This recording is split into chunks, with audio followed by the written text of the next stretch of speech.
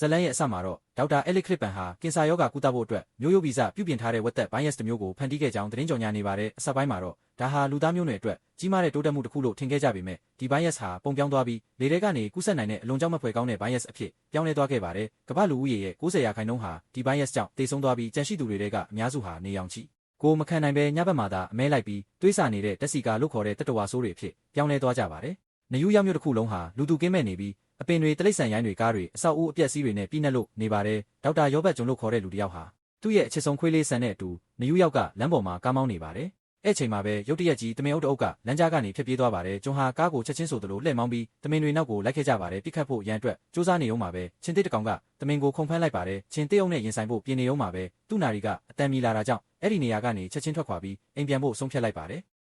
ဂျွန်နဲ့ဆန်တို့ဟာအိမ်ပြန်ရောက်တော့စားတော့ကြပြီးသတင်းစာဖတ်ကြတယ်ပြီးတာနဲ့ရေချိုးကြတယ်ဂျွန်ရဲ့နာရီကထက်မီလာပြန်ပါတယ်ညအချိန်ရောက်လာပြီမို့လို့တကားတွေတော့ခတ်ဖို့အချိန်ရောက်ပြီဆိုပြီးအတိပေးနေတာဖြစ်ပါတယ်သူတို့ဟာတကားတွေကိုလုံအောင်ပိတ်လိုက်ပြီးရေချိုးကန်ထဲမှာလဲနေကြတော့အပြင်ကနေကြောက်စရာကောင်းလောက်တဲ့အတန်ကြီးတွေကြားနေရပါတယ်အဲ့ဒါတွေဟာတက်စီကာတွေရဲ့အတန်တွေပါနောက်တစ်နေ့နိုးလာချိန်မှာတော့ဂျွန်ဟာဆန်နဲ့အတူလေ့ကျင့်ခန်းလုပ်ပါတယ်ပြီးတော့သူ့မြေအောက်ခန်းထဲကတက်ခွဲခန်းစီကိုဆင်းသွားပါတယ်သူစမ်းသပ်ထားတဲ့ချက်တွေကိုစစ်ဆေးကြည့်ပါတယ်သူထိုးပေးထားတဲ့ကာကွယ်ဆေးရဲ့ရလဒ်တွေကိုလိုက်ကြည့်ပါတယ်ချက်တချို့ကတော့ရန်လိုနေစေဖြစ်ပြီးတချို့ကတော့တေသွားကြပါပြီဒါပေမဲ့ကွန်ပေါင်းစစ်လို့ခေါ်တဲ့ချက်တကောင်ကတော့အနှဲငယ်ကောင်းမွန်တဲ့လက္ခဏာတွေပြနေပါတယ်ရန်လိုမှုလျော့နေလာပြီးအရေးပြားရောင်လည်းပြန်တောက်ပလာပါတယ်ဒါကြောင့်သူကဒီကာကွယ်ဆေးဟာလူသားတွေမှာစမ်းသပ်ဖို့အဆင်သင့်ဖြစ်နေပြီလို့ယူဆလိုက်ပါတယ်ဂျွန်ဟာလိုအပ်တဲ့ပစ္စည်းတွေယူပြီးဆန်နဲ့အတူအပြင်ထွက်လာပါတယ်ဆိုင်တဆိုင်ရှိမှရက်လိုက်တဲ့အထဲမှာအမျိုးသမီးရုပ်တုတစ်ခုနဲ့ဆိုင်ဝန်ထမ်းအမျိုးသားရုပ်တုတစ်ခုရှိပါတယ်သူဟာရုပ်တုတွေနဲ့စကားပြောရင်သူဘလောက်အထီးကျန်ဆန်စွာနေရတဲ့သူဖြစ်နေတယ်လဲဆိုတာကိုပြသလိုက်ပါတယ်ပြီးတော့သူနေ့စဉ်ထုတ်လွှင့်နေကြရေဒီယိုစီစဉ်ကိုဖွင့်ပြီးအသက်ရှင်ကျန်နေသူတွေရှိရင်သူစီလာပြီးအစားအစာနဲ့လုံခြုံရေးရယူနိုင်ကြောင်းကြေညာပါတယ်ရေဒီယိုကြေညာနေုံမှာကောက်တီးလဲရိုက်နေပါတယ်ရုတ်တရက်ပဲဆန်ဟာတစ်ခုခုကိုအာယုံခံပြီးသွားပြီးတမင်တကောင်ကိုတွေးလိုက်ရပါတယ်ချက်ချင်းပဲတမင်နောက်ကိုသူတို့လိုက်ကြပါတယ်တမင်ဟာအမောင်ရဲကျနေတဲ့အဆောက်အဦတစ်ခုရဲ့ကိုဝင်ပြေးသွားပါတယ်ဆန်လည်းနောက်ကနေလိုက်ဝင်သွားပါတယ်ဂျွန်ဟာစိတ်တော်ပူသွားပါတယ်တက်စီကာတွေဟာနေကင်းဘက်မှာအမောင်ရဲမှာခိုးအောင်နေတာကြောင့်ဖြစ်ပါတယ်ဒါပေမဲ့သူ့ရဲ့အချစ်တော်ခွေးလေးဆန်ကိုကယ်တင်ဖို့အတွက်သူဟာဂယုမဆိုင်နိုင်တော့ပဲတမီးအားကိုတုံးပြီးတတိကြီးကြီးထားကတဖြည်းဖြည်းအတွင်းကိုဝင်သွားပါတယ်အပေါ်ထက်ကိုတက်သွားပြီးမြေပြင်ပေါ်မှာတင်နေတဲ့တမင်ကိုတွေးလိုက်ပါတယ်ဆန်ကိုဆက်လက်ရှာဖွေနေရင်မတော်တဆသူ့မိအောင်ဟာအမောင်ငဲမှာခိုးအောင်နေတဲ့တက်စီကာတအုပ်ကိုထိုးမိသွားပေမဲ့တက်စီကာတွေကသတိမထားမိလိုက်ပါဘူးဆက်လက်ရှာဖွေနေရင်နောက်ဆုံးမှာစပွဲအောက်မှာကြောက်လန့်တုန်လှုပ်နေတဲ့ဆန်ကိုတွေးလိုက်ရပါတယ်သူ့နောက်ကတနေရာမှာတင်နေတဲ့တမင်ကိုစားနေတဲ့တက်စီကာတကောင်ရှိနေမှန်းသိလိုက်ပါတယ်ဂျွန်ဟာအဲ့ဒီကောင်ကိုချက်ချင်းတင်နဲ့ပြစ်တက်လိုက်ပါတယ်ပြီးတာနဲ့သူတို့ဟာပြေးကြပါတယ်အတန်တွေကြားရတာကြောင့်တက်စီကာတအုပ်ဟာနောက်ကနေလိုက်လာကြပါတယ်တက်စီကာတကောင်ဟာဂျွန်ကိုမိခါနီးမှာပြတ်တင်းပေါက်ကနေခုန်ချလိုက်ပါတယ်နေအောင်ကြီးနဲ့ထိသွားတာကြောင့်ခုနကတက်စီကာဟာတေသွားပါတယ်ဂျွန်ရောဆန်ရောဘေးကင်းသွားကြပါတယ်ဂျွန်ဟာသူ့ဆေးကိုစမ်းသပ်နိုင်ရန်တက်စီကာတကောင်ကိုဖမ်းဖို့ထောင်ချောက်တစ်ခုကိုပြင်ဆင်နေပါတယ်သူ့ရဲ့သွေးကိုအနဲ့ထုတ်ယူလိုက်ပြီးအဆောက်အဦတွေကသူ့လှုပ်ထားတဲ့ထောင်ချောက်ပေါ်မှာသွေးပုလင်းကိုခွဲလိုက်ပါတယ်ခဏအတွင်းမှာပဲအဲ့ဒီသွေးနှံကြောင့်တက်စီကာမတ်တကောင်ဟာထောင်ချောက်ထဲမိသွားခဲ့ပါတယ်ဂျွန်ဟာတင်းနဲ့ရိုက်လိုက်ပြီးတတိလက်သွားအောင်ပြုလုပ်လိုက်ပါတယ်သူ့ရဲ့အဖော်အမျိုးသမီးတက်စီကာအမကိုဖမ်းဆီးသွားတာကိုမြင်လိုက်ရတဲ့တက်စီကာတွေရဲ့ခေါင်းဆောင်ကြီးဟာတိတ်ကိုဒေါသထွက်သွားပါတယ်ဂျွန်ဟာအမျိုးသမီးတက်စီကာကိုတက်ခွဲခန်းကိုခေါ်ဆောင်သွားပါတယ်သူစမ်းသပ်ထားတဲ့ကာကွယ်ဆေးတစ်လုံးကိုထိုးသွင်းကြည့်ပါတယ်ရလက်ကခဏလေးအတွင်းကောင်းတယ်လို့ရှိလာပါတယ်အသက်ရှူတန်ကလူသားတစ်ယောက်ရဲ့ပုံစံပြန်ဖြစ်လာခဲ့တယ်ဒါပေမဲ့ကိုပူချိန်ရုတ်တရက်ကျလာကယူသွတ်သွားတယ်လို့ဖြစ်ပြီးနှလုံးရက်တန့်သွားကတေးတယ်လို့မျိုးဖြစ်သွားပါတယ်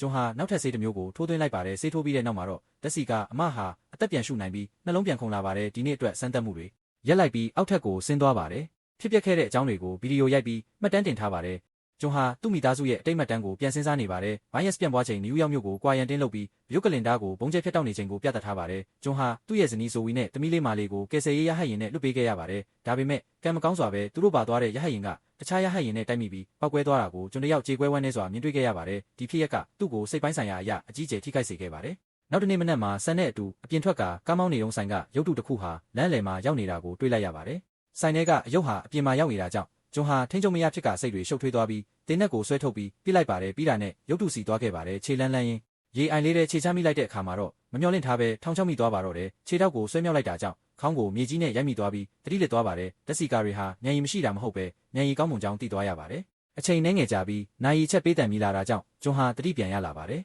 ကံကောင်းကျင်တော့သူ့မှာအိတ်ဆောင်ဓာတ်လေးရှိနေတာပါအဲ့ဒါနဲ့သူ့ကိုယ်သူလွတ်အောင်လုပ်ပါတယ်လုံနေရင်နဲ့ခြေထောက်ကိုဓာတ်နဲ့ထိမိပြီးဒဏ်ရာရသွားပါတယ်နေအောင်ကြီးမပြောက်သွားခင်အိမ်ကိုအမြန်ပြန်ရောက်အောင်သွားဖို့စူးစမ်းနေရင်ဆန်းကတခုခုကိုတတိထားမိသွားပါတယ်တက်ပြက်ထဲကနေဘိုင်းယက်စ်ကူးဆက်ခံထားရတဲ့ခွေးသုံးကောင်ဟာထွက်လာပါတယ်သူတို့ကြားထဲမှာနေအောင်ကြီးရဲ့တားဆီးရှိနေတာကြောင့်ကားစီကလက်နဲ့ယူဖို့အချိန်ခဏရသွားခဲ့ပါတယ်သူတို့ကြားထဲကနေအောင်ပြောက်သွားတာနဲ့တပြိုင်နက်ဘိုင်းယက်စ်ကူးဆက်ခံထားရတဲ့ခွေးတွေဟာဂျွန်နဲ့ဆန်စီကိုပြေးဝင်တိုက်ခိုက်ကြပါတယ်ဂျွန်ဟာကားထဲကနေတင်းနက်ကိုယူပြီးခွေးတစ်ကောင်ကိုပစ်တက်လိုက်တယ်ဆန်ကလည်းတခြားတစ်ကောင်ကိုခုခံတိုက်ခိုက်နေပါတယ်ဂျွန်ကပစ်ဖို့စူးစမ်းတော့ကျန်တဲ့ခွေးကဝင်ပြီးတိုက်ခိုက်တာကြောင့်ပြစ်မရပဲဖြစ်သွားပါတယ်နောက်ဆုံးမှာတော့ဆန်ကပဲဂျွန်ဘော်ကခွေးကိုခုံအုပ်ပြီးတိုက်ခိုက်ပေးတာကြောင့်ဂျွန်ဟာတင်းနဲ့ယူပြီးပစ်တက်လိုက်ပါတယ် ခွေးလိမ်မာလေးဆန်ဟာခန္ဓာကိုယ်မှာဒဏ်ရာအပြင်းထန်ရရှိသွားပါတယ်။ကျွန်ဟာဆန်ကိုအိမ်ကိုအမြန်ခေါ်ဆောင်သွားပြီးကာကွယ်ဆေးကိုထိုးသွင်းကြည့်ပါတယ်ဒါပေမဲ့တိတ်နောက်ကျသွားခဲ့ပါပြီဆန်ဟာဗိုင်းရပ်စ်ကူးစက်ခံရတဲ့လက္ခဏာတွေစပြနေပြီးမကြာခင်မှာပဲဆန်ဟာတက်စီကာဖြစ်ကိုပြောင်းလဲသွားပါတယ်ကျွန်ဟာဝမ်းနည်းစွာနဲ့ပဲသူ့ရမ်းချရတဲ့ဆန်ကိုတက်လိုက်ရပါတယ်စိတ်မကောင်းစရာအခိုက်အတန့်တစ်ခုကိုထပ်ပြီးခံစားရတာပါပဲ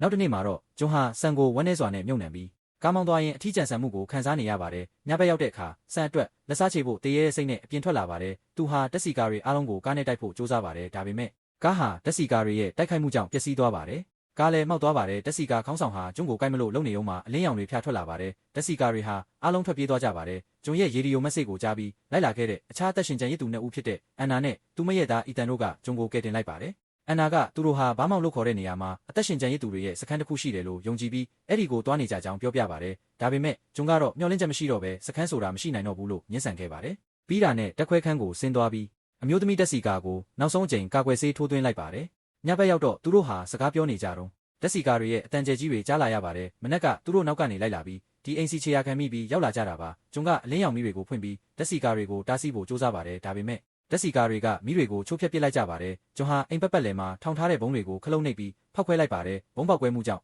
တက်စီကာအများပြားတည်ကျေသွားပါတယ်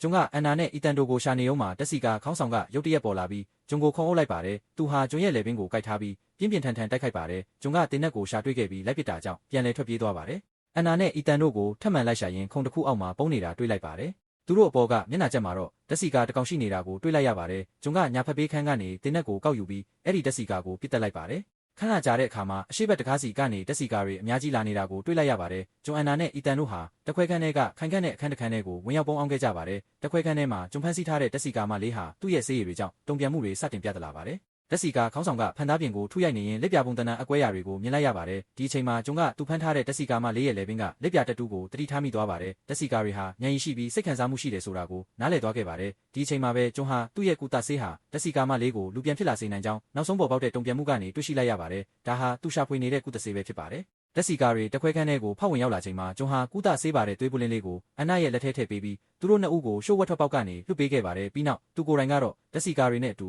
လက်ပစ်ပုံးတစ်လုံးကိုဖောက်ခွဲလိုက်ကကိုကျိုးစွန်အနစ်နာခံခဲ့ပါတယ်အန်နာနဲ့အီတန်ဟာဆေးပုလင်းလေးကိုယူဆောင်ပြီးဘားမောင်မှာရှိတဲ့အသက်ရှင်ကျန်ရစ်သူတွေရဲ့စခန်းစီကိုအောင်မြင်စွာရောက်ရှိသွားခဲ့ပါတယ်ကျွန်းရဲ့ကိုကျိုးစွန်မှုကြောင့်လူသားမျိုးနွယ်တွေအတွက်မျှော်လင့်ချက်အသစ်တစ်ခုပေါ်ပေါက်လာခဲ့ပါတယ်ဇလန်းလေးကတော့ဒါပါပဲ